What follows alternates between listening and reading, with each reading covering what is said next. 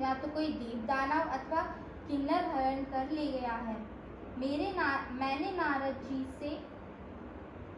जी को यह वचन दिया था कि मैं अपनी पुत्री को गरुड़ध्वज भगवान के साथ वरण करूंगा।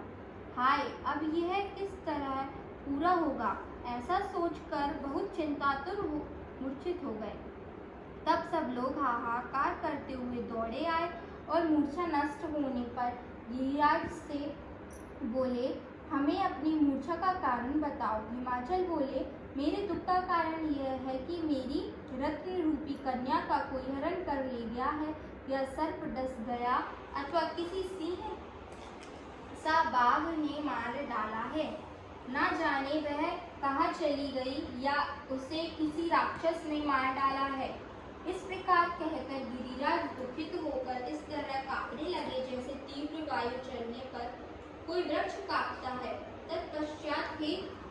तत्पश्चात हे पार्वती जी तुमको गिरिराज सखियों सहित घने जंगल में ढूंढने निकले। सिंह, बाघ आदि हिंसक जंतुओं के कारण वन भयानक प्रतीत होता था। तुम भी सखी के साथ जंगल में घूमती हुई भयानक जंगल में एक नदी के तट पर एक गुफा में पहुंची। उस गुफा में तुम अपनी सखी के साथ प्रवेश कर गई, जहां अन्य दान का त्याग करके बालू का लिंग बनाकर मेरी आराधना करती रही। उसी स्थान पर भाद्र मास की हस्त नक्षत्र युक्त तृतीया के दिन तुमने मेरा विधि विधान से पूजन किया। तब रात्रि को मेरा आसन डोलने लगा। मैं उस स्थान पर आ गया जहाँ तुम और तुम्हारी सखी दोनों थी।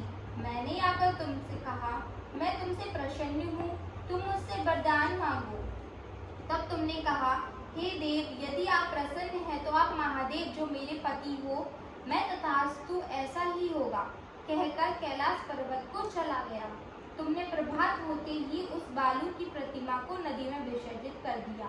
हे सुबह, तुमने वहां अपनी सखी सहित व्रत का परायण किया। इतने में हिमवाम भी तुम्हें ढूंढते हुए उसी वन में आ पहुंचे। वह चारों